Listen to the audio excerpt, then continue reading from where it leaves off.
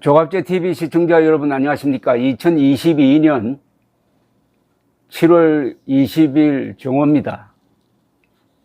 하루에 한 번씩 문재인 정권 시절의 반역적 사건들이 폭로되고 있습니다. 오늘은 지난 3월 9일 대통령 선거 전날 넘어온 북한 선박에 군인이 6명이나 타고 있었는데 납포를 한 다음에 합동신문도 하지 않고 바로 대선 그날 북송을 해줬다는 겁니다.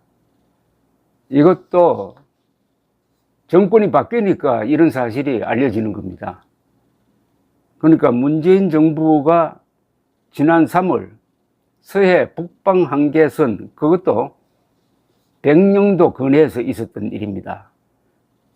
넘어온 북한 선박을 납포한 뒤 합동신문 없이 하루 만에 돌려보낸 사실을 국민의힘이 파악을 했다, 이런 내용입니다. 지금 조선일보에 보도가 됐는데, 이 선박에는 군인 6명과 사복 한 사람이 타고 있었다고 합니다. 그런데 이 남쪽으로 내려오는 이 선박 뒤편으로 북한 경비정이 따라 넘어와 가지고 NLL을 넘었답니다. 그러니까 경고 사격을 했다고 합니다. 어떻게 보면 충돌 일보 직전까지 갔는데, 군 관계자는 북한 군인들이 탄 배를 경고 사격까지 해서 납포해 놓고 그냥 돌려보낸 것은 창군 이래 처음이라고 그랬습니다. 군대가 생긴 이후 처음이라는 겁니다. 그날 상황을 보면은 오전 9시 북한 선박 한 척이 서해 백령도 근해에서 NLL에 접근하면서 내려오기 시작했습니다. 49분 뒤 9시 49분 북경비정이 그 선박을 따라 NLL을 침범하니까 우리 해군이 사격을 했습니다. 11시 10분 북한의 월선 선박 관련 대북 통지를 했다고 합니다.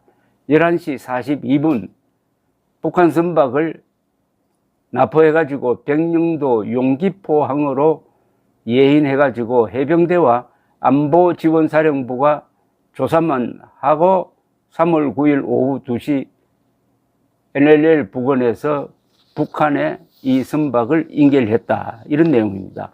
국민의힘 국가안보문란 실태조사 태스크포스 단장인 한기호 의원이 정부 관계자에게서 받은 보고에 기초한 겁니다. 한 의원 측 관계자는 당초 국정원 등 관계부처가 참여하는 합동신문이 추진되었지만 국방부 대북정책과가 백령도를 관할하는 해병대에 바로 송환하라고 해서 조사가 이루어지지 않았다.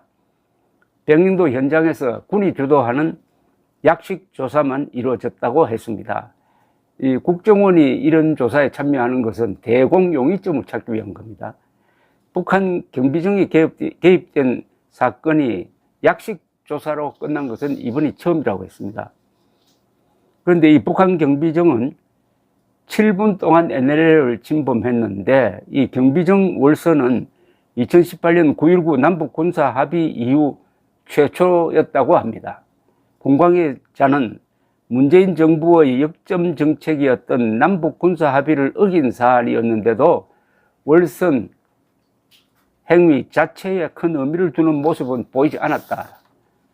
유엔군 사령부 역시 당시 조사에 참석하겠다고 우리 군에 통보를 했지만 조사 인원이 도착하기도 전에 일사천리로 북송이 이루어졌다. 이렇게 되면 이제 의심이 시작되는 겁니다. 왜 이렇게 서둘러서 또 보냈느냐. 한 의원은 북한군 탑승 선박이 NLL을 넘어왔고 이를 뒤따르던 북한 경비정에 경고 사격까지 한 상황에서 국정원의 조사도 없이 월선 군인들을 올려보냈다면서 대공 영리점 등 조사가 충분히 이루어지지 않았다고 했습니다. 그런데 청와대 국가안보실은 2019년 9월에 만든 북한 선박 인원 발견 시 대응 매뉴얼에서 북한 선박이 단순 진입한 것으로 확인되면 퇴거 또는 현지 송환한다는 내용을 담았습니다. 이번 사건의 경우 현장 퇴거가 되지 않자 백령도 항구로 선박을 예인했고, 이에 따라 국가안보실이 사건을 지휘한 것으로 추정된다고 한기호 의원실은 밝혔습니다. 국정원이 포함된 중앙합동신문은 국방부 대북정책과의 일방적 지시로 불발됐다. 국방부 대북정책과는 또 청와대 안보실의 지시를 받았다. 결국 청와대 안보실이 군과 국정원을 다 좌지우지했다, 이런 이야기입니다. 그런데 이건 아무런 법적 뒷받침이 되지 않는 행동입니다. 청와대 비서실은 하는 직무가 법적으로 규정된 바가 없습니다. 그냥 대통령을 보좌하는 정도입니다. 꼭 이런 지시를 하려면 대통령이 지시를 해야 합니다. 국가안보실이 국정원이나 국방부에 무슨 지시를 하는 게 이 자체가 불법입니다, 지금. 당시 국방부 대북정책과가 매뉴얼에 따라 국가안보실에 직접 지시를 받은 정황이 있다고 했습니다. 당시 군 관계자는 백령도 월성 사건에 대해 승선 인원 전원 귀순 의사가 없고 북한으로 복귀를 강력히 희망했다면서 귀환 시까지 일체의 식사를 거부했다고 증언했답니다.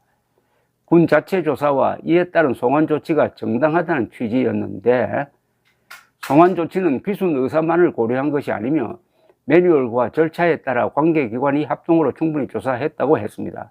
한 의원은 충분히 조사가 이루어지지 않는 상황에서 월선하는 군인들을 무리하게 돌려보낸 건 아닌지 의심이 된다.